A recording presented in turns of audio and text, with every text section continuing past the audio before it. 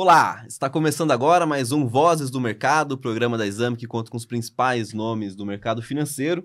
Eu estou aqui hoje com Luiz Felipe Amaral, sócio fundador da Dris, gestora que mudou recentemente de nome com a entrada no crédito privado. Antes era a famosa Equitas, aí com 20 anos de atuação, bem consolidada. Luiz, prazer aqui, primeira vez pessoalmente, e Prazer, queria que você Guilherme. contasse também um pouquinho da história, sua história, um pouquinho da história da Equitas e um pouquinho dessa nova história da Dris também, com chegada no crédito privado, novas áreas de atuação aí dentro de casa. Joia. Vamos lá. Bom, prazer, obrigado pela oportunidade aí. Bom, a minha história, eu sou um engenheiro de formação que comecei no mercado financeiro, comecei primeiro fazendo consultoria, mas entrei no mercado financeiro ali no meio dos anos 90, logo após plano real, para fazer análise de empresas num banco local. Final dos anos 90 eu acabei indo para fora, fui estudar nos Estados Unidos, fazer meu MBA lá na Universidade de Chicago, depois fui trabalhar em Nova York fazendo investment banking e em 2003 voltei para o Brasil e queria empreender, né? Eu olhei uma série de oportunidades, analisei muito e acabei chegando à conclusão que o que eu sabia, alguma coisa, era de mercado financeiro, era de análise de empresas e aí comecei a Equitas, lá em 2003 isso, final de 2003, para fazer assessoria para empresas em processos de levantamento de capital, de M&A, de reestruturação societária, que era um pouco do que eu vivia lá em Nova York, na Lehman Brothers, que foi onde eu trabalhei. Então assim que foi o começo da empresa. Em 2006, a gente observou ali uma oportunidade grande, com a abertura do mercado, estava reabrindo para novos IPOs ali a partir de 2005, e a gente via uma bolsa que era historicamente muito focada em setores regulados, privatização e commodities, se abrindo para os setores que representam melhor o PIB do Brasil, no setor de consumo, enfim, serviços, que é o grosso da economia. E a gente estava muito próximo desses setores e a decisão foi, a gente tem aqui um valor agregado grande pelo conhecimento setorial que os outros gestores a gente acha que não vão ter um tempo para aprender, a gente está inserido nesses setores, temos uma bagagem de análise e essa foi a ideia, o racional para a gente montar uma gestora. Daí paramos depois no ano seguinte com a atividade de assessoria para focar na gestão. Então foi esse nosso começo aí, Equitas como uma gestora de equities, e acabou se consolidando muito, né? Ficou muito conhecido ao longo do tempo pela estratégia de equities. E mais recente, a gente vem tentando, dado esse histórico, esse histórico é um histórico de empreendedorismo no mercado financeiro, não é de não é de um desejo lá de trás, desde criancinha, de ser analista ou gestor. A gente enfim, construiu esse histórico através de empreendedorismo e queria já há bastante tempo expandir para outras atividades, né? A gente achava que tem muito para agregar para a empresa, tendo uma atuação um pouco mais diversificada. E em 2020 a gente começou com uma atividade, a primeira atividade fora do equities puro, que é investimentos em empresas privadas numa fase inicial, bem parecido com a atividade de venture capital. Em 2022, tomamos a decisão de começar uma área de crédito privado, que 23 foi o ano de implementar isso, né, através de trazer as pessoas, escolher, trazer as pessoas certas, fazer a recomposição da sociedade para acomodar uma nova atividade, com novas pessoas, enfim, com alinhamento de interesse para essa nova atividade. Final do ano a gente começou com os fundos, e agora nos deparamos com a realidade que, Equitas é muito vinculada, né, o nome a equities, e a gente queria marcar essa evolução da empresa para ficar claro para as pessoas que é mais do que equities, né, que a gente tem gente, equipe formada, sênior, fazendo com diferenciais claros aí uma outra estratégia de crédito privado, e aí o que motivou essa mudança de nome recente para Dris Capital. Legal. E Luiz, a partir de 2022 veio essa ideia de formar o crédito privado, né? Como que é essa evolução desse mercado de crédito privado mesmo, mais empresas emitindo, menos participação do BNDES, contribuiu para que essa ideia saísse do papel, e também como que, de certa forma, a alta de juros, né, influenciou dessa decisão de investir em um produto que, de certa forma, tem um retorno atrelado à taxa de juros, né? Eu digo o seguinte, a parte do aumento da taxa de juros, menos, né? Isso é uma ideia que a gente já testou lá atrás. Eu tinha testado isso com alguns alocadores, parceiros de negócio em 2018, né? Uhum. Por quê? Porque eu via muita sinergia na atividade, né? Do que minha equipe de investimentos faz, analisando as empresas para investir em ações. No final das contas, você está tentando entender quais são as dinâmicas, as tendências ali de lucros, riscos que as empresas estão expostas. E isso é o que dá base para a tomada de decisão de investir numa ação, mas pode ser também usado e deveria ser usado também para motivar a compra de um ativo de renda fixa, de crédito da empresa, né? Fora do Brasil, é comum você ver gestoras de investimento que escolhem investir numa empresa e podem investir na ação, podem investir num título de dívida da empresa, num título de mezanino, às vezes que dá, enfim, que tem uma composição, um elemento de renda fixa com um elemento ali de upside equities, e vem daí, né? Vem dessa sinergia de análise. Então, o que nos motivou foi isso, a gente está enxergando que tem uma complementariedade muito interessante dessas duas atividades e tem uma oportunidade de mercado, né? Assim, o Brasil, no final das contas, com não um aumento de taxa de juros agora, mas estruturalmente com juros mais altos, ele acaba limitando demais o crescimento do mercado de equities, né? Então, você tem duas coisas que são, eu diria, limitadoras para uma expansão muito maior do mercado de ações, que é um crescimento baixo, né? A economia cresce a uma velocidade baixa, não, é uma decepção constante em relação ao que seria esperado de mercados emergentes, né? Quando você fala, por que eu vou investir em mercados emergentes, né? Como é o caso do Brasil? Geralmente está se esperando o crescimento. E o crescimento de forma agregada no Brasil ele é baixo. Então esse é um limitador. O outro é juros altos.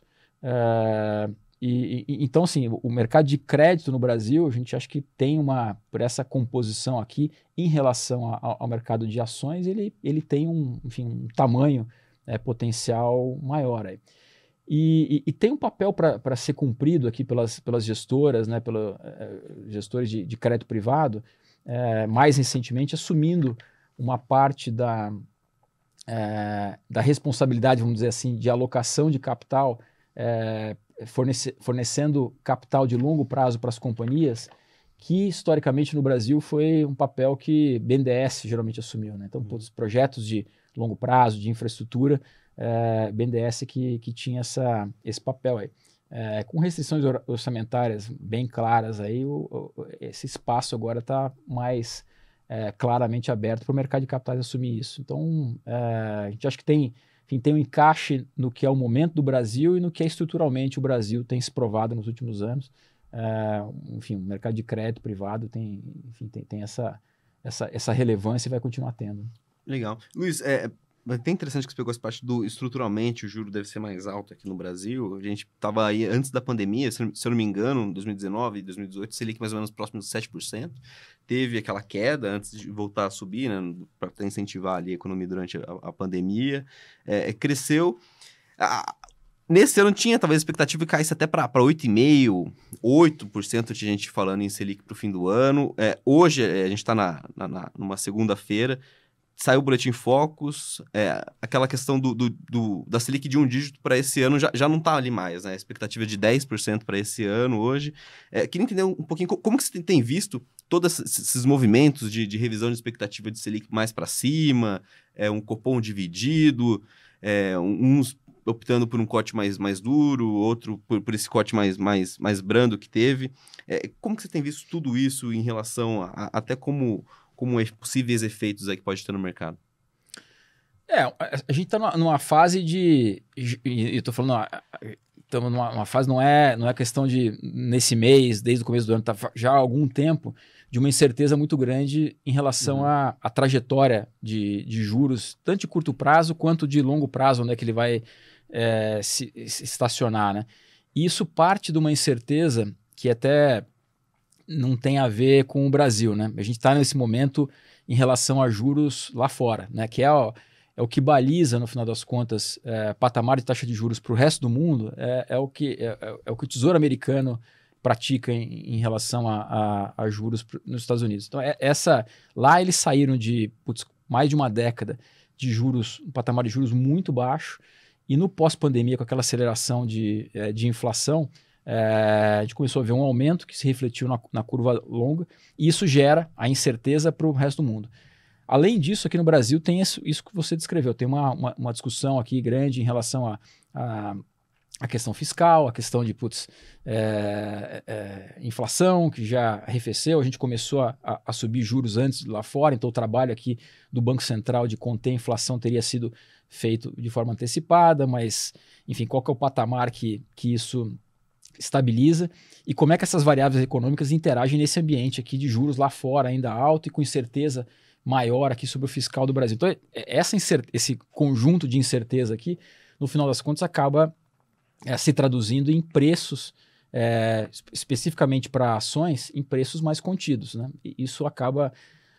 o mercado não gosta de incerteza, né? Assim, quando as pessoas têm medo, o investidor tem medo, né? Se tiver muito medo, ele foge. Sim. E incerteza é medo. Então, enquanto tiver esses elementos aqui que contribuem para esse ambiente de incerteza, sempre tem incerteza, mas acho que a gente está num ponto aqui de uma incerteza em relação a uma variável fundamental básica, que é juros, bem alta, né? Aquele juro de 7% a gente não deve ver mais tão cedo. Assim. Esse negócio muda muito rapidamente, né? A gente começou o ano, gente falando, tinha casas aí muito respeitadas, não é gente que é pouco, que sabe pouco do que está falando, é gente que conhece e tal. Tinham algumas casas falando em 7%, até eu vi algumas declarações mais agressivas de patamares até menor do que isso. Acho que está postergado. Esse ano, dificilmente a gente vai ver alguma coisa próxima disso, mas para o ano que vem, não sei, acho que é muito cedo ainda para se falar. Não contaria com isso. Não acho que esse cenário base de ninguém a gente vê agora nos próximos 12, 18 meses pensar em juros perto de 7, não. Legal. Luiz, na última carta da Equitas, referente ao primeiro trimestre, ali o cenário acho que era diferente, o de hoje, né? Estava ali montado uma carteira mais voltado para ações de alto potencial de crescimento, né? O que estava escrito ali, e talvez fosse se beneficiar daquela perspectiva que tinha de uma queda de juros mais prolongada. Com essa mudança de cenário, mudou a carteira também? Mudou pouco. A gente sempre tem por característica, é característica nossa, né? O que a gente está buscando as empresas, a gente está buscando empresas que tenham uma combinação aqui de histórias de crescimento com qualidade, né? Empresas que tenham um diferencial competitivo claro, que tenham um ambiente para crescer, e aí não tão dependente da questão macro, mas por questões específicas das indústrias que elas estão, né? Falar de exemplos aqui do caso de Horizon, 3tentos, assim, então histórias VTEX, histórias específicas das empresas que vão permitir crescer e preferencialmente que não estejam, que isso não esteja refletido nos preços, né? Tipicamente acontece em empresas menos conhecidas, né? Se todo mundo tem essa expectativa, sabe que a empresa vai crescer, isso está reconhecido no preço da empresa, geralmente são preços altos. Sim. Então esse ambiente aí acaba sendo de empresas mid-cap, o que a gente tem muito na carteira são empresas com essas características de qualidade, de crescimento e mais mid-caps. A gente não muda muito isso. Mas sim, eu tenho... os movimentos que a gente fez na margem foram na linha de coisas que não tem essa característica, né? A gente tem, por exemplo, um caso que não tem nada a ver com essa característica, Petrobras, que a gente tem na carteira há bastante tempo. Putz, mas não tem nada a ver com o que você falou. Realmente não tem, mas a questão do preço lá, a gente acha que é tão descontado por todas as incertezas, os medos que as pessoas têm em relação à questão de política, enfim, que torna o investimento ali, pela geração de caixa que a companhia tem, interessante. Essas posições a gente acabou, durante o primeiro trimestre, a gente aumentou algumas delas.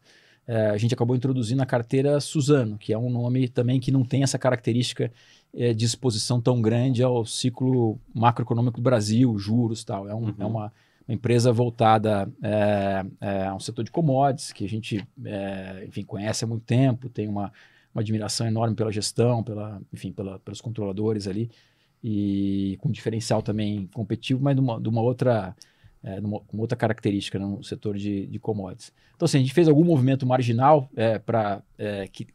que leva em consideração essa questão de juros um pouco mais alto, mas não é nada putz, vamos apagar tudo que a gente fez. Sim. E voltar para... Porque podemos ser surpreendidos na volta também, né? Não é porque a ação caiu que eu vou abandonar ela. Geralmente é o contrário, né? Se caiu e é uma questão macro que pode se reverter, talvez demore mais para a gente ter o ganho que a gente esperava, mas a gente normalmente, nesses casos, segura as posições. É bastante bottom up a casa, né? Bastante. E, Luiz, aproveitando que você tocou em Petrobras, a gente teve notícia na semana passada de mudança na presidência, teve um resultado um pouco mais fraco que o esperado, a ação sofreu bastante. Queria entender como que está a sua visão para essa nova presidente que vai assumir, que tudo indica que deve assumir ainda essa semana, e também para a parte operacional da companhia. Operacionalmente a companhia está bem, né? Ela tá muito bem há bastante tempo, está gerando caixa fortemente, e tem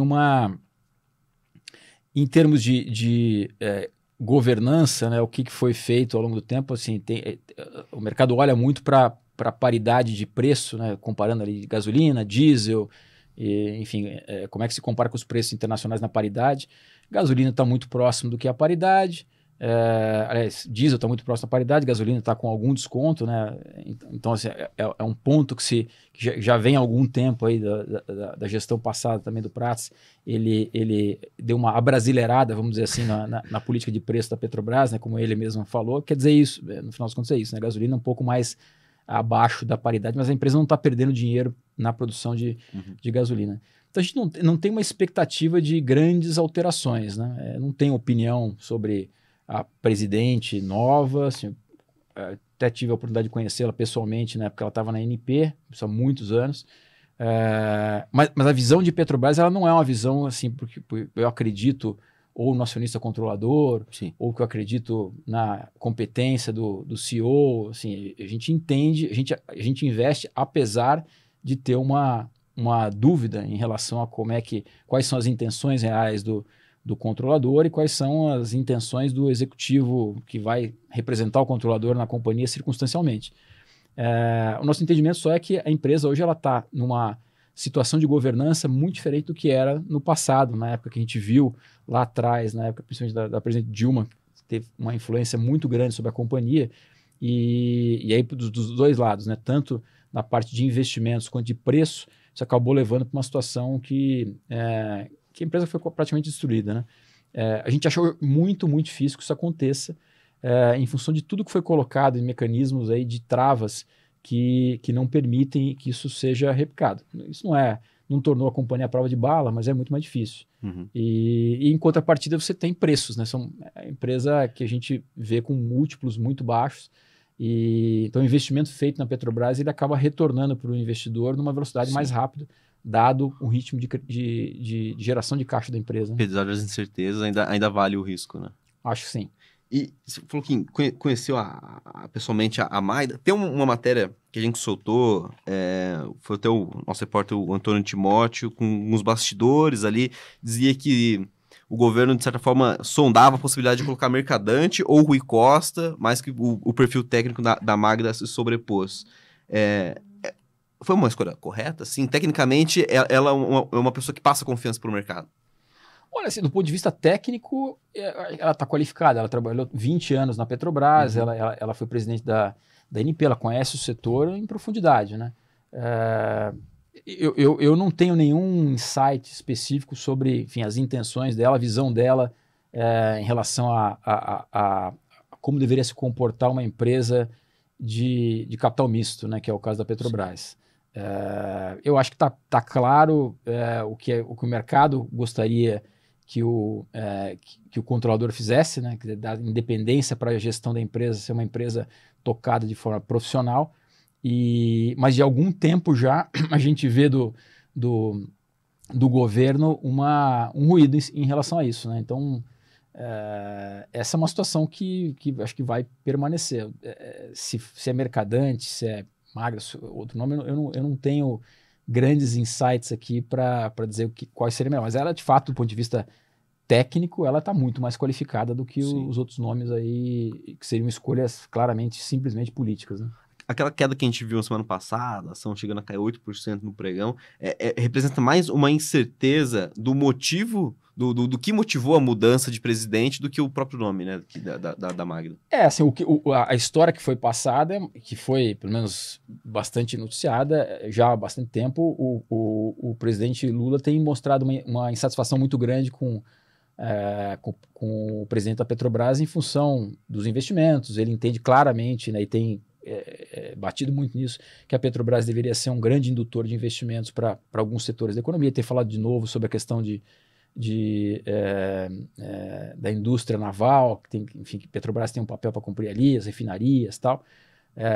Então, sempre quando vem principalmente do governo, daí quando você vê a ação, né, vamos trocar o presidente, claramente as pessoas ligam os pontos, né, falam, trocou por isso, né, trocou por essa insatisfação, então o próximo presidente vai fazer o que o presidente da República quer que seja feito, que é um investimento grande em outras áreas aí, né? Então é daí que vem a incerteza, é natural, acho que o movimento de preço só refletiu isso. Toda vez que acontecer isso, como aconteceu no passado também, né? Na época do Bolsonaro também teve várias mudanças que aconteceram motivadas ali por uma suposta insatisfação em relação à questão de preço de gasolina ali, preço né? de gasolina e tal. Então, o tema é recorrente aí, né? Hoje essa questão da política de preços, ela é menos relevante na percepção do acionista do que para onde que vai ser investido esse dinheiro? Eu acho que não, acho que as duas coisas são bem relevantes. São bem relevantes. Então, qualquer uma delas que saia muito da expectativa, eu acho que pode motivar aqui uma revisão do mercado em termos de, putz, a empresa está sendo tocada de forma profissional pelos interesses do acionista ou com um interesse político, né? Então, está todo mundo olhando, por exemplo, para quanto desviou o preço hoje da gasolina em relação à paridade. Então, todo mundo faz cálculo diário disso aí, né? E do diesel, tá? Que é mais relevante do que a gasolina. Mas do plano de investimento também. Agora está todo mundo com lupa olhando como é que serão os investimentos da Petrobras. Qual é a perspectiva de vocês? Eu acho que não vai ser feito nada de destruição de valor na companhia grande. Eu acho que se acontecer um aumento, ele vai ser um aumento que não justifica esse preço tão barato. A empresa vai continuar sendo, na nossa visão, atraente do ponto de vista de investimento, mesmo que tenha algum aumento aí, não acho que tem nada para acontecer gigantesco. É uma dificuldade também hoje se aprovar investimento na empresa que não tem um racional econômico por trás, né? Tem uma coisa interessante que aconteceu na Petrobras, que às vezes as pessoas negligenciam, que ela fez acordos em função de todos os rolos que aconteceram, com o Departamento de Justiça americano. E as pessoas hoje tem uma linha de report, vamos dizer, da companhia, né? As decisões da companhia elas têm que ser justificadas do ponto de vista econômico, tanto de preço quanto de investimento.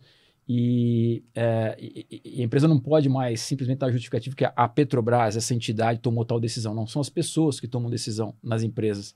E isso hoje está claro. Então, cada um que senta ali está com o seu CPF na reta.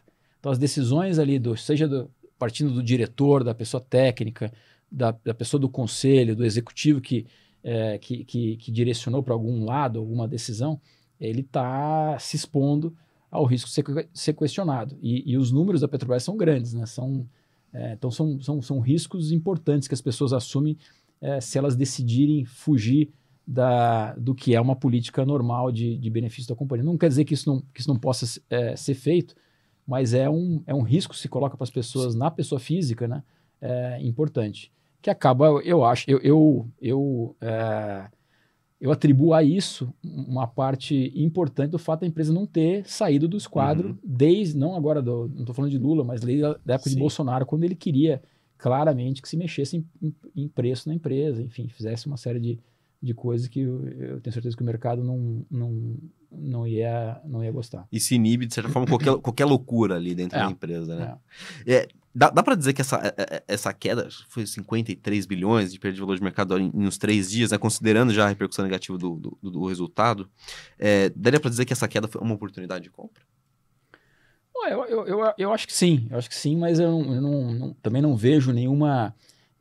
se for uma compra para longo prazo, acho que sim, não vejo, também não estou vendo nada que aconteça em curtíssimo prazo que vai fazer essa ação voltar, né? Então, se for uma compra especulativa para, poxa, caiu, vamos comprar simplesmente porque vai voltar rapidamente, não acho que é o caso. Eu acho que ali é uma posição que ela tem um risco de fato, né? A gente não está falando aqui de uma empresa que o controlador está de fato alinhado para criar valor para o acionista, né? Em que ele se beneficia disso junto com os acionistas minoritários, tem uma motivação política por trás, o que é sempre um risco. Mas eu acho que ela tem um espaço no portfólio das pessoas, um tamanho bem dimensionado.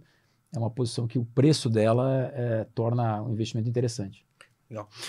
E Luiz, falou também de Suzano, é uma empresa que acho que vai bem contra, né, aquela ideia de autocrescimento, de associação de juros, né? Ela se beneficia do alto do dólar, por exemplo.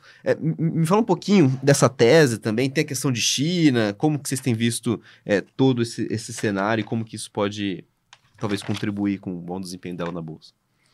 A Suzano é uma ação que até teve um movimento de preço recente, a ação caiu bastante em função de uma... Na verdade, não foi uma especulação que saiu, uma notícia que ela estaria fazendo uma oferta para comprar uma empresa americana, International Paper, que é uma transação mais ou menos do tamanho da empresa, da Suzano. Então, ela praticamente dobraria de tamanho, colocaria uma certa pressão sobre a estrutura de capital da empresa, né? O balanço dela ficaria... Tem que se alavancar muito para conseguir se alavancar, comprar, né? possivelmente teria que fazer alguma oferta de ações também para... Então isso tudo gerou aqui um grande ruído no mercado. Quando chegou a notícia assim para vocês, qual foi a reação? Falou, nossa, que loucura! Na verdade, para mim foi o contrário, né? A gente tem muita discussão interna disso, né? E eu não queria parecer ingênuo, mas assim, o que motivou a nossa compra da Suzano nunca é uma única coisa, né?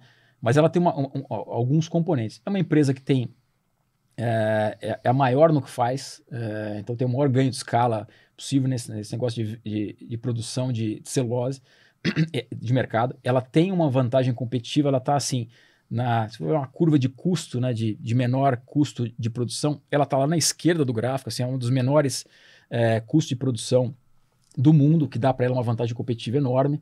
É uma empresa super bem tocada, uma empresa multigeracional, que tem lá uma família por trás, controladores, um executivo que estava à frente da companhia, que está em transição agora, Walter Schalke, talvez seja um dos melhores executivos. Pegar um CEO que você fala, poxa, esse cara tem qualidade de execução, tem qualidade de pensamento estratégico, tem liderança, tem alocação de capital. É difícil ver num CEO todos os elementos. Esse é um dos poucos caras que eu acho que eu diria que tem todos esses elementos, né? Então, essa empresa conta com isso. E daí a reação de mercado ela vem em função de um questionamento se os executivos, ou a empresa, ou o controlador ia fazer uma loucura. A minha reação foi o contrário. Eu falei, putz, se é isso que está preocupando, eu tenho certeza que esses caras não vão fazer loucura, que eles sabem fazer conta. O Schalke é um engenheiro do ITA, e sabe fazer conta, sabe... Tá pensando, eu gostaria de entender quais são por que eles estão fazendo o movimento, mas certamente tem um racional estratégico por trás e tem um pensamento em relação à capacidade da empresa de absorver esse investimento e com certeza tem aqui uma abordagem de como é que eles transformam esse ativo, né? Sempre tem um racional por trás de o que eu aporto de valor na companhia. E eles enxergaram isso, alguma coisa, né? Não vou conseguir listar exatamente todos os racionais, mas assim, para dizer o seguinte, parte do que da subscrição do caso de investimento para a gente foi que, poxa, a gente está apoiado numa empresa cujo acionista está alinhado com a gente e atua de forma racional e está muito bem amparado por gente que sabe o que está fazendo, né? Então, a minha reação foi meio contrária. Eu falei, putz, se é esse o medo do mercado, eu compro. Uhum. Eu compro essa ação. E a gente já estava com um tamanho razoável, mas assim, a nossa propensão é comprar a ação. Ela hoje é a empresa de celulose mais barata do mundo. É a empresa com a maior vantagem competitiva no setor que ela atua e é a mais barata do mundo, que tem essa preocupação aí com essa decisão, que pode ser uma decisão de colocar a empresa em risco. Poxa, eu acho que está exagerado isso. Essa sim, eu acho que é uma belíssima oportunidade de compra para ter um ativo com todos esses elementos que eu coloquei aqui, um ativo com uma vantagem competitiva em nível mundial, de um setor grande, de uma empresa multigeracional e muito bem tocada. Faltou uma comunicação, é difícil controlar o que vaza para a imprensa, né? Mas faltou uma melhor comunicação ali para talvez acalmar o mercado nesse sentido, a gente sabe o que está fazendo. Eu acho que eles tentaram, acho que foi nessa linha mesmo, né? De a gente sabe o que está fazendo, mas O mercado atira primeiro e depois vê o que deu, né? Um pouco disso, né? Então, acho que ao longo do tempo, essa deve voltar aí. Esse medo acho que vai se dissipar. Eu tenho essa expectativa aí. Dentro da carteira ali é a maior convicção da gestora? Não, a gente tem algumas posições de bastante convicção, algumas que a gente carrega há mais tempo. A Suzano, a gente, enfim, acompanha essa empresa há muito tempo, há décadas, mas agora nessa última fase a gente introduziu na carteira no começo do ano. Mas a gente tem 3 tentos que nós somos investidores âncoras no IPO da empresa lá atrás, então desde o IPO de 3 tentos, de Horizon, de Mater Dei, de Eletromídia, essas posições que estão na nossa carteira são posições de alta convicção. Eu diria que Suzano é uma posição hoje de intermediária para grande com alta convicção também. E numa combinação de preço que eu acho bem interessante.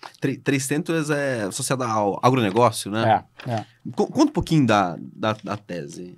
Essa também, enfim, como fazendo um paralelo com Suzano, é uma empresa também tocada por tem um controlador, uma família, que montou o negócio do zero, está indo para a 3ª geração de pessoas envolvidas na gestão da empresa, da família.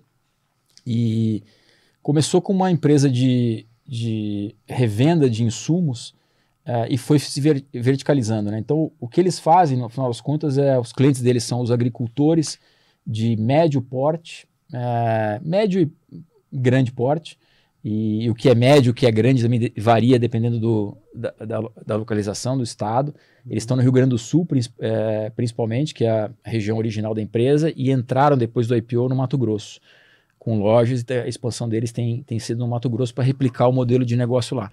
E o que eles fazem é fazer uma venda consultiva, né, com alto valor agregado de insumos, de sementes, de fertilizantes para o agricultor. Então eles têm a capacidade de ter um valor agregado grande no sentido de fazer uma venda consultiva mesmo, né? Dado as condições que o agricultor ali tem, enfim, do que ele quer plantar, as condições do terreno dele, em que clima está, a combinação ideal ali de que tipo de semente ele deveria colocar, que quantidade ele deveria colocar de determinado fertilizante, enfim.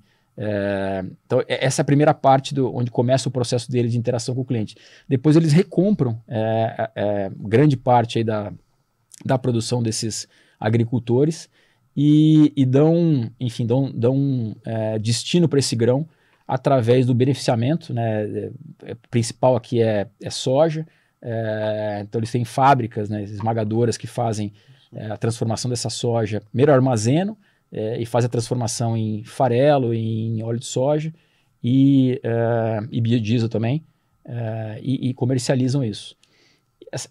Essa empresa está formando um ecossistema ao longo do tempo que ela é cada vez mais verticalizado e cada vez mais dependente também de logística, o que dá condição para a empresa ter várias maneiras de rentabilizar a operação dela, né? Legal. E essa questão no Rio Grande do Sul, enchentes, isso afetou, de certa forma, a operacional dela também? Afetou, assim, afetou pouco, né, em relação ao que poderia ter sido. Eles, vou dizer, sorte, porque, enfim, uma infelicidade enorme que aconteceu lá, uma desgraça, mas já estava, nas áreas deles de colheita, já tinha 80% da originação de grãos já foi feita, né, lá no Rio Grande do Sul. Então, pouco dos clientes deles que ainda estavam colhendo estavam expostos. E as regiões que foram afetadas pela enchente não são as regiões principais da 3 tentos. Então a gente até mandando semana passada para alguns parceiros nossos assim, mapeamento mesmo de onde estão os pontos problemáticos de enchente em relação a onde é que estão as lojas deles. Só tiveram 2 lojas que foram afetadas, das mais, são 40 e tantas lojas no Rio Grande do Sul. E não teve nada de estoque que foi comprometido, né? Então ela foi muito pouco afetada, enfim, graças a Deus, com o que aconteceu. E Horizon é de resíduos? A Horizon faz gestão de aterros sanitários, né? Que é um negócio em si, enfim, super interessante do ponto de vista... o business é um business interessante, né? Que é quase que um monopólio natural regional, que as empresas, uma vez estabelecido um determinado aterro, o incentivo para o segundo aterro se colocar ali para competir é muito baixo, então eles acabam tendo um domínio sobre uma região de influência grande Então o business principal é de receber resíduos, mas eles têm uma oportunidade enorme de criar uma outra vertical de negócio ali, que é a partir da gestão desses aterros. Esses aterros estão o tempo inteiro em decomposição, né, com material orgânico ali, gerando o biogás, né, que é uma mistura ali de alguns gases com uma concentração de metano. Uhum. Então tem um investimento para ser feito ali, que é um investimento de coleta desse biogás e purificação desse biogás para transformação em biometano. Biometano, no final das contas, é uma molécula muito parecida com a do gás natural, né? Metano é a mesma coisa.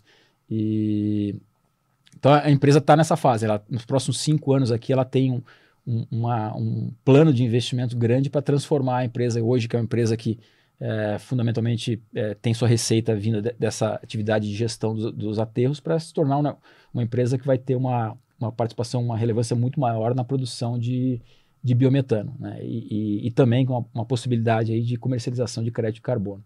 Então tem esses investimentos, né, que são feitos para essa transformação do biogás são investimentos de altíssimo retorno, então que torna muito interessante ali, né? É relativamente simples de fazer, não é uma atividade industrial complexa, e que os retornos na margem, né, desses projetos, eu diria, brownfield, são de altíssimo retorno. E quando se espera ver esses projetos em funcionamento, enfim, ver ali na linha da receita um crescimento por conta desses projetos? Eles já tem alguma instalação aqui, o principal em Paulínia, mas tem também planos agora para transformação no segundo lá no Nordeste, em Jabotão dos Guararapes, mas tem, para todos os aterros, tem um plano de transformação, de investimento desses aterros, que vai acontecer ao longo dos próximos 5 anos.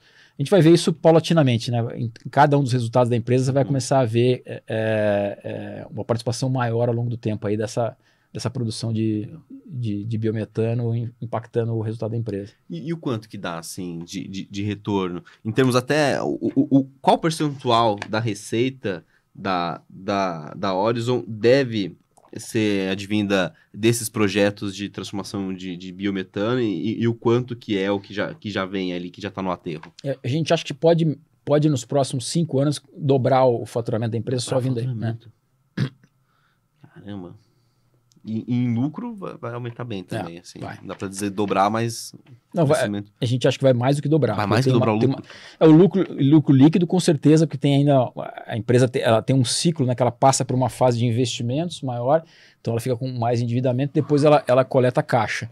Então vai ter um efeito aqui bem maior em termos de crescimento de lucro líquido até do que da receita. Em 5 anos? É.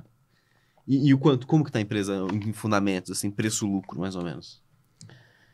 Ela tem uma... Enfim, como... Já está no preço um pouco? Não, assim, diria que está no preço. Eu acho que tem bastante para crescer ainda, mas é um nome que já começou, as pessoas já começaram a prestar atenção nela, até pela questão de ser uma empresa que contribui com a transformação energética e tal. Isso traz um pouco mais de atenção aí. Então o que eles estão fazendo, eu não diria que está completamente fora do radar. Então já tem um pouco incorporado em preço, mas a gente acredita, enfim, a empresa continuando entregando os resultados que a gente está vendo, que eles têm condição de entregar, a ação tende a performar bem. Legal. É uma empresa mais ESG, talvez, dessa última safra de ativos. Tinha Ambipar também, mas a Horizon ainda é mais. Eu acho que a Horizon mais, né? Esse termo de sustentabilidade, bem legal. E Luiz, voltando para a carta ali, a última carta de vocês, tinha um tema bastante interessante, que era a questão da inteligência artificial drenando a liquidez no mundo, né? Me fala um pouquinho dessa tese aí, como que vocês chegaram, talvez, nessa conclusão. Isso é uma observação, é mais caráter especulativo, não tenho como provar isso, mas é uma observação que eu acho que ela faz bastante sentido. O que acontece é que Brasil entra numa parte muito pequena do portfólio do investidor global, vamos dizer assim, é lá menos de 1%. E ela está colocada dentro de uma caixinha assim, de mercados emergentes, né? Então, vamos dizer, o investidor global, esse genérico, ele vai colocar grande parte dos investimentos dele nos Estados Unidos, na Europa, nos lugares onde tem segurança, né? E Estados Unidos hoje tem segurança e tem inovação, tem crescimento e tudo mais. E uma parte que ele vai reservar para mercados emergentes é aquela parte mais arriscada, onde ele espera um crescimento maior. Uhum. Então, sempre que você tem alguma coisa que traga competição para esse tema, né? Poxa, crescimento maior, ela vai acabar drenando recursos da caixinha de mercados emergentes. Quando a gente vê depois ali depois da crise lá de 2008, né, você teve 10 anos de juros muito baixos, com uma performance muito forte do setor de tecnologia nos Estados Unidos. Isso também foi um competidor para mercados emergentes. A gente viu mercados emergentes perder relevância em relação aos Estados Unidos. Por isso, né, as empresas de tecnologia estavam ocupando esse espaço de crescimento no portfólio dos investidores. E o que eu observo é que inteligência artificial tem essa mesma característica, né? É um tema novo que vai trazer crescimento, vai trazer atenção e vai competir com o tema mercados emergentes no portfólio das pessoas, né? Você vai buscar crescimento, vou buscar no Brasil, vou buscar inteligência artificial nos Estados Unidos. Então a gente está aqui sofrendo a gente acaba sofrendo diretamente esse tipo de competição, né? Infelizmente, né? E a gente não tem temas aqui de investimento no Brasil ligados à inteligência artificial, né? Nossas indústrias são as indústrias mais tradicionais aí que, enfim, tem pouco para oferecer em termos desse hype aí, dessas histórias sexys que vem aí do tipo inteligência artificial, né? 32 bilhões foi o número que o investidor estrangeiro já tirou do Brasil nesse ano, né? Uma parte disso é indo para a inteligência artificial, ali comprar a NVIDIA, comprar essas empresas que estão mais associadas a esse sistema. É uma tese nossa, mas eu acredito que sim. Eu acredito que ele está... Assim, a gente acabou ficando... No final do ano teve uma entrada boa ali, agora o Brasil vai e tal, a combinação legal ali e um pouco dessa saída, decepção com a trajetória de curva de juros, né, que eu estava falando. Isso nos afeta bastante e eu acho que um pouco disso é competição também desses temas de AI. E, Luiz, dá para pensar em um portfólio, pensando até no investidor, os recursos pessoais ali, dá para pensar em montar uma carteira sem ter Estados Unidos hoje, assim, sem ter ações dos Estados Unidos, sem ter bolsa americana? Não, dá para pensar, mas eu acho que é bom ter. Eu acho que é bom ter. Os Estados Unidos tem uma característica que a gente não tem aqui, né? Que o Warren Buffett fala bastante isso há muito tempo, né? Putz, aqui tem um sistema que funciona, né? Que você pode contar que funciona e funciona há muito tempo, né? Eles têm lá uma certa governança que está fazendo 240 anos, né? De uma empresa, de um país estável politicamente, economicamente as regras são bem claras e isso cria aqui um ambiente de negócio que é muito favorável para o crescimento das empresas. Então, é um gerador, é uma máquina de gerar valor ali muito grande para as companhias. Então, estar exposto a isso já é em si, mesmo se você não consegue acertar exatamente qual que é a empresa que vai melhor, simplesmente estando exposto a toda essa máquina aqui de geração de valor, ao longo do tempo tem se provado muito forte, né? Então, quem tem paciência para manter uma exposição a essa máquina de compor retorno ao longo do tempo, vai muito bem, né? Então, eu acho que faz sentido ter uma parte do portfólio, quem tem mais, inclusive, quem tem uma poupança maior, acho que mais ainda faz sentido ter exposição aos Estados Unidos. Legal. E até por isso que a Adris tem um fundo de alocação lá fora, né, nos Estados Unidos. A gente não faz muito marketing disso, até porque assim, tem uma questão assim, a gente gostaria de ter mais, mas tem também a análise que a gente se faz, onde é que está o nosso diferencial, né? Então eu queria ter um processo de investimento, a gente tem um conhecimento bem diferenciado dos setores da economia brasileira, das empresas aqui, e é mais difícil você replicar esse nível de diferencial lá fora. Então, o que a gente tem feito ao longo do tempo é testar o nosso processo de investimento lá fora, como é que a gente encaixa isso, equipe e tal. Então, estamos fazendo aos poucos, mas é na direção de crescer essa parte da nossa atividade lá, cada vez olhando mais para fora. E tem sido assim, super interessante também para contribuir com as análises daqui, porque você se você não faz não tem uma atividade de analisar as empresas fora, você perde até um pouco de referência às vezes, né? Às vezes as pessoas falam, putz, o Brasil é barato, mas barato em relação ao quê, né? Barato em olhar em termos médios, tal, mas a gente não tá, as médias não são iguais, né? Média nos Estados Unidos são empresas com componente de tecnologia grande, a média do índice brasileiro é 40% commodities. Como é que essas coisas, eu vou separar, difícil. Então é bom realmente ter uma comparação banana com banana, maçã com maçã, é muito bom a gente conseguir olhar as empresas, ter um acompanhamento mais aprofundado das empresas lá fora.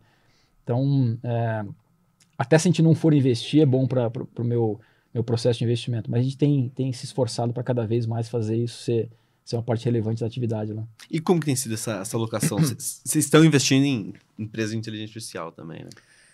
A gente investe, assim, a gente fez lá atrás tomou uma decisão super simplista que acabou dando muito certo. Isso foi final de 22, de fazer um investimento. A gente até colocou no nosso fundo aqui do Brasil, que tem uma exposição para fazer participação em empresas fora, uma participação pequena em NVIDIA. Né? E antes parecia muito simplista a análise, mas é assim, poxa, eu estou na corrida do ouro, eu não sei quem vai achar ouro, né? Porque é muito difícil prever quais são os vencedores da história de inteligência artificial, sendo que é uma tecnologia que está em desenvolvimento. Não é muito difícil você, sim. Eu ouço as pessoas lá fora, os grandes especialistas, assim, caras que olham tecnologia há décadas, têm uma dificuldade de saber apontar exatamente quem são os vencedores. Tá com uma cara muito grande que as empresas, esses grandes monopolistas que surgiram, do tipo Google, Face, Meta, né? Apple da vida, Amazon não diria que é monopolista, mas essas grandes empresas de tecnologia vão se beneficiar muito, mas o que com certeza vai se beneficiar é quem vende chip, né? Que você vai ter um aumento enorme de demanda para os produtos deles. E acabou se manifestando isso. Demorou até eu até achei que isso fosse acontecer de forma mais automática, as pessoas entenderem, putz, aqui eu estou na corrida do ouro, eu vou vender picareta, né? Que essa é certeza que eu vou acertar. E deu certo, né? Foi uma posição pequena nossa, mas a gente tem ainda no fundo, o fundo que investe offshore tem uma participaçãozinha de NVIDIA, hoje com um outro patamar de preço, com outro patamar de risco também, né? Pensa em vender? Sim, a gente está mais a gente tem diminuído a posição, já chegou a ser uma das principais posições do fundo lá fora, o fundo que investe lá fora, e está diminuindo bastante. E na margem tem vendido, porque assim, quando se coloca tanto. Agora foi para o outro extremo, né? A expectativa está tão alta de que a inteligência artificial vai continuar consumindo aí demandas por chips de forma quase que indefinida, que torna a situação um pouco mais perigosa. Né? Qualquer decepção aí pode ser um desastre para o investidor que compra uma empresa cara. Né? E vocês também, além de investir em empresas lá de fora, né, investem também em empresas brasileiras listadas lá fora. Se for que, antes de começar a gravação aqui, que tem Nubank, Mercado Livre, né, praticamente brasileira, de argentino, mas com bastante operação aqui, e VTEX. Essa não é tão conhecida, né, quanto as outras duas, e foi lançada ali no IPO na época de 2021, 2020, né, mais ou menos. Me conta um pouquinho dessa tese, como que vocês encontraram essa empresa, me fala talvez os principais diferenciais aí. Tem uma posição relevante também dentro do fundo, né? Sim. Tem, ela é uma das principais posições do fundo. A gente olhou a VTEX, assim, a VTEX, a gente conhece a VTEX há bastante tempo, né? A gente, um passo atrás, assim, a gente começou a perceber que a gente está completamente ignorante em relação ao que está acontecendo em relação à tecnologia lá por 2017, 2018, né? Vendo assim, muita empresa interessante, com modelos de negócios inovadores e o ambiente de VC florescendo muito fortemente ali nos Estados Unidos. E aqui a gente não vê nada disso, né? A gente meio afastado. Aqui aconteceu, essa história toda começou a se manifestar aqui no Brasil depois que 99 se tornou um unicórnio, né? E aí começou a chamar atenção, os fundos de VC acabaram captando mais. Então a gente se deu conta disso lá atrás e começamos daí a tentar fazer o catch-up, né, de entendimento, de ir atrás e quem que eram as empresas lá fora, viajamos para fora para conhecer as empresas, e aqui dentro a gente começou a encontrar quem estava fazendo alguma coisa de tecnologia. Então o VTEX a gente já acompanhava há bastante tempo. No IPO da empresa a gente acompanhou muito, mas foi no auge daquela euforia que se estava ali antes da subida de taxa de juros lá fora, a euforia com tecnologia em geral. E o valuation a gente achou que não fazia o menor sentido, porque assim, o que tinha de premissa já embutida para justificar aquele valor na época da IPO nos parecia muito agressivo. Assim, a empresa ela tem um caminho, né, e um plano de crescimento fora do Brasil, ela vai muito bem no Brasil, vai muito bem na América Latina, e fora do mercado dos Estados Unidos, principalmente, e Europa, é novo, a empresa tem que se provar ainda. Então isso era um tema a se provar, e já tinha muita coisa embutida no preço da empresa, então a gente ficou fora. E aí a ação, depois que subiu taxa de juros e tal, a ação implodiu, assim, caiu acho que uns 80%. E olhando para o lado da companhia de fato de fundamentos, eles acabaram fazendo um movimento aí de corte de custos com o pessoal, para racionalizar a empresa para uma realidade de vacas magras, mas não teve nenhum grande desvio do que estava acontecendo com a empresa. A empresa entregando, enfim, fazendo desenvolvimento de produtos e avançando bem, enfim. E aí, aquilo ali para a gente se tornou uma oportunidade de investimento, né? Vamos reavaliar esse case agora com outro valuation, um valuation assim, 5 vezes menor do que já foi, na mesma empresa, em condições de mercado um pouquinho diferentes.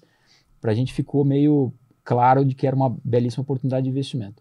E por isso que ela entrou no portfólio, está fazendo acho que 1 ano que ela entrou no fundo, e a empresa está indo muito bem, está na trajetória dela de crescimento aqui e fora. Aqui no mercado ela já tem uma participação, no mercado brasileiro tem uma participação grande nos segmentos de atuação dela, que são empresas maiores, já é um market share grande, mas continua aumentando. Luiz, acho que tem bastante gente que não conhece a empresa. O que ela faz, assim? Ela faz, assim, acho que um resumo bom é o back-office do e-commerce para empresas de varejo. Vamos dizer, alguém que queira, que tem uma operação de varejo e tem uma participação no e-commerce, ela é uma plataforma de sistemas e back-office que conecta essa empresa com os canais de venda online, seja os marketplaces, seja o e-commerce próprio da empresa, né? Ela viabiliza isso tudo. Tem uma orquestração feita por trás aqui que envolve daí fonte de pagamento, envolve gestão de estoque, envolve conexão com os marketplaces e com o site próprio, né, o e-commerce próprio, que é o que ela faz. Tem muito para andar ainda esse mercado de e-commerce?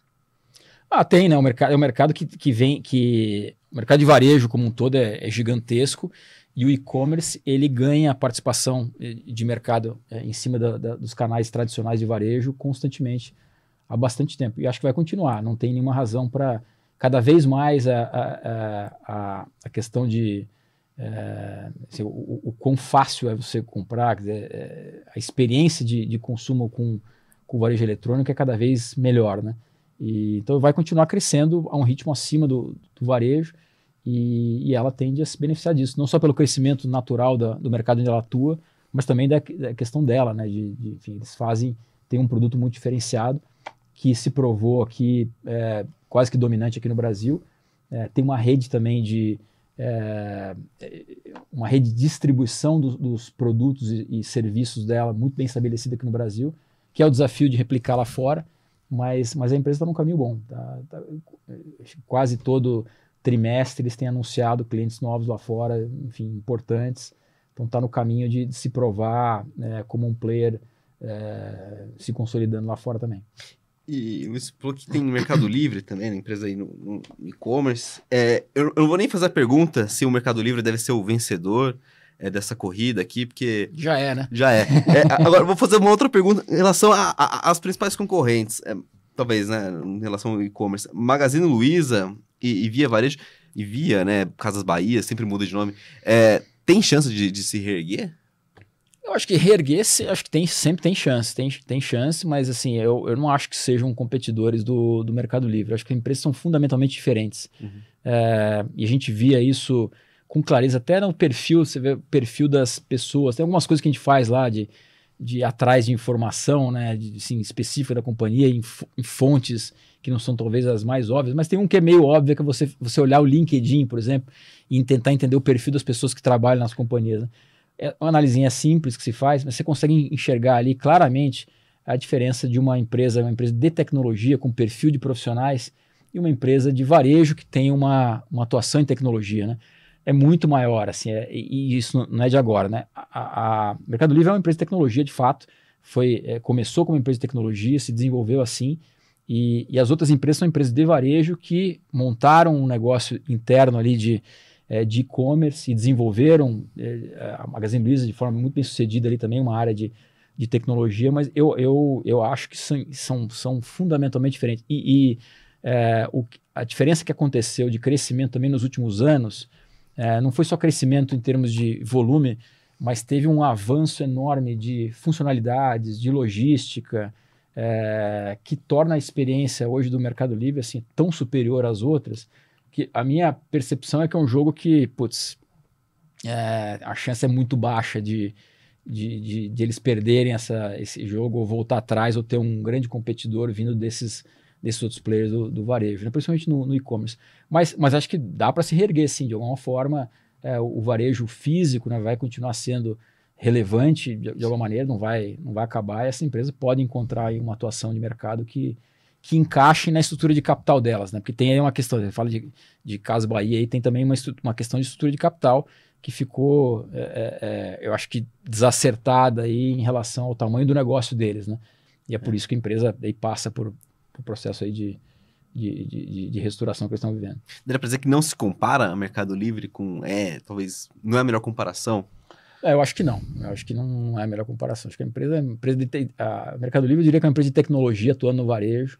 E essas empresas são empresas, não é só semântica aqui, são empresas que, assim, fundamentalmente, e até olhando pela trajetória de desenvolvimento das empresas, isso fica muito claro, né? É diferente. Uma empresa de varejo atuando com braço de tecnologia versus uma empresa de tecnologia atuando no varejo eletrônico. E Luiz, vocês investem em Nubank. Nubank se compara aos bancos tradicionais, os incumbentes? Se compara, mas o Nubank é um caso desse, assim, se for dar um passo atrás, assim, há 10 anos atrás, esse mercado de bancos era um jogo, assim, que praticamente jogado, né? Que se fosse falar com qualquer gestor, analista, o cara fala, putz, esse aqui não dá para mexer, porque aconteceu já a consolidação, né? Lá nos anos 90 aconteceu a consolidação dos bancos médios e ficou daí um jogo de Itaú, Bradesco, né? O Santander depois comprou o Banespa e conseguiu daí integrar os sistemas do Banespa, porque demorou tempo para burro, mas ficou um negócio, e Banco do Brasil sempre atuando ali com o mercado deles, e cada um com o seu, diria, fair share, né? Um fair share, que era mais ou menos o espaço que cada um tinha em cada um dos mercados que eles atuavam, e uma competição, diria, branda para ser assim, político aqui. E muito pouca chance de alguém. O que o Nubank fez foi assim, foi extraordinário, né? Foi do nada romper com essa dinâmica e fizeram isso a partir de uma estrutura, primeiro assim, com um único produto, um produto que oferecia ali para um público específico, assim, uma visão de muito diferente em termos de qualidade, de serviço e tal. Mas foi feito em cima de uma empresa também com um racional de tecnologia com uma base de custo muito abaixo dos grandes bancos, né? Então, assim, o custo de servir um cliente de varejo de um banco tradicional é algumas vezes maior do que o Nubank, tipo 4 vezes maior do que o Nubank. Esse ajuste, né, de custo, né, para competir com o Nubank, para ter o mesmo tipo de vantagem competitiva é difícil, é muito difícil. Acho que vai demorar um bom tempo, e aí vai ter a diferença entre os bancos tradicionais, né? Alguns vão fazer isso de forma mais rápida, a gente consegue ver pelo Itaú claramente reagindo melhor a essa competição do Nubank, conseguindo se adaptar de forma mais rápida do que outros bancos que estão ficando claramente para trás, e isso já está muito visível nos resultados dos bancos, né? Você tem aqui um grupo de bancos, né? BTG, com o segmento dele que é diferente do pessoa física, e o Itaú também, que se moveu muito bem ali no pequena e média empresa, mas mantendo com um mix completamente diferente, mas mantendo um nível de rentabilidade alto, o Nubank destacando, e os bancos que tinham aquela rentabilidade alta, aí, do tipo o Santander e o Bradesco, principalmente, caindo bastante ali, né? Então acho que mostra um pouco que tá difícil para alguns se adaptarem a essa nova realidade e ter um player novo aí com uma vantagem de custo enorme, no mínimo de custo. E qual que é o potencial de crescimento do Nubank? Assim, tá entrando no México, Colômbia, deve ser o banco da América Latina, assim? É o que eles estão querendo fazer e estão começando agora a falar que não é só América Latina, né? Que vão replicar esse modelo em outros lugares, tá? Cada mercado é um mercado que tem suas idiosincrasias, tem as suas características muito específicas aqui que acho que não dá para fazer essa generalização e dizer que eles vão ser bem-sucedidos em todos os lugares. Estão indo muito bem no México, com uma velocidade de crescimento, até quando compara com a jornada que eles fizeram no Brasil, em vários aspectos até mais rápido. Então, parece que México está bem encaminhado para replicarem alguma coisa parecida com o que aconteceu no Brasil. Colômbia é um mercado bem menor também que eles estão. E aí ver o que eles vão fazer depois, mas estão falando em outros segmentos também, né? Uma empresa de tecnologia, essa aqui como Mercado Livre é uma empresa fundamentalmente de tecnologia, com racional, estrutura e gente de tecnologia atuando, no caso do Mercado Livre no varejo e eles no mercado financeiro. Tem até uma intersecção nos dois ali, porque o Mercado Livre também tem uma parte de crédito e eles muito forte em crédito, mas eu vejo eles crescendo, talvez não no mercado bancário brasileiro, porque tem limite, né? Em número de clientes eles já são enormes. Eles têm hoje um desafio de crescer para o público ali, eu diria que aquele público mais afluente, que tem investimentos, hoje tem um patrimônio, que hoje está ainda mais vinculado aos bancos tradicionais. Esse acho que é o cliente mais rentável que tem da indústria financeira. Isso eles têm uma dificuldade, estão tendo uma dificuldade ainda de penetrar ali, mas é uma questão, acho que de tempo, porque... Avançar nesse público é mais importante do que avançar em outras regiões? Eu acho que eles vão fazer as duas coisas, né? E vão por região e vão nesse público. Acho que não tem uma estratégia bala de prata nesse público, né, para você entrar e tomar o mercado. Uhum. Mas o tempo está a favor deles, né? Porque o público principal do Nubank, o cliente onde eles entraram, era um cliente mais de baixa renda e o jovem, né? Que toda a comunicação deles, até de entrada, teve uma aderência muito grande com o jovem. E o jovem vai passando o tempo e vai ganhar dinheiro. Hoje quem tem dinheiro é o velho, né? Então o pessoal, hoje o velho a tendência morrer, sair do mercado de forma natural e o jovem ocupar esse espaço, né? Então, assim, simplesmente o movimento demográfico ajuda eles demais aí a cumprirem essa jornada deles de entrar nesse mercado ao longo do tempo, mas leva mais tempo. Acho que tem iniciativas, obviamente, que tem várias iniciativas que eles vão fazer para acelerar esse processo, mas o tempo está a favor deles. Há pouco tempo até, o Nubank chegou passar ali a se tornar a segunda maior empresa do Brasil em valor de mercado, né? Dá para pensar, sonhar alto demais, talvez, pensar em o Nubank como o maior banco do mundo, assim? Até dá, mas eu morro de medo desse tipo de... Quando a gente começa com essas conversas, eu prefiro vender a ação, né? Eu acho que dá para sonhar, mas o fato de se tiver muita gente sonhando com isso, eu não vou estar nem perto da ação. Vamos parar por aqui, então. Mas acho que dá. Assim, eu acho que dá para ter esse tipo de sonho. Dá para ter esse tipo de sonho baseado em ações e fatos e tendências que a gente consegue ver na empresa. Mas, de novo, a hora que a quantidade razoável de pessoas sonham com isso, a ação vai estar num preço que é um preço para fugir, né? Uhum. Torna assimétrico no lado negativo, né? Um risco muito maior do que o potencial de ganho. Com certeza. Luiz, as perguntas que eu tinha eram essas. Tem algum ponto que quer acrescentar, entrar em detalhes? Não, acho que... Tem uma pergunta que eu ia fazer no começo, eu tô curioso, vou fazer no final agora. Por que Dries? Dries quer dizer carvalho em grego. Então, o carvalho tem uma simbologia aí de longevidade e resiliência que tem muito a ver com a nossa história. Enfim, a gente passou por um monte de ciclos diferentes e foi uma história de resiliência. Para chegar onde a gente chegou depois de 20 anos, foi muita batalha, enfim, não foi um caminho fácil e a gente não espera que seja fácil para frente também. Então, é uma marca da empresa que a gente quis que tivesse apresentado no nome. E o grego tem uma piada interna nossa lá, muito em função das discussões que a gente tem lá, às vezes parecem os debates lá de socrásticos, né, de desafiar as premissas uns dos outros, tá? Então foi uma maneira da gente representar valores que para a gente são muito importantes, que é longevidade, resiliência, com uma piada interna nossa de homenagem aos gregos. Maravilha. Bom, acho que é isso. Então, Luiz, agradeço a participação. Muito bom esse tempinho contigo, hein? Obrigado demais pelo teu tempo aí, pelo convite. Desejo todo sucesso agora como Dries. Que sejam aí mais décadas de resiliência. Muito obrigado. Vozes do Mercado fica aqui. Até mais.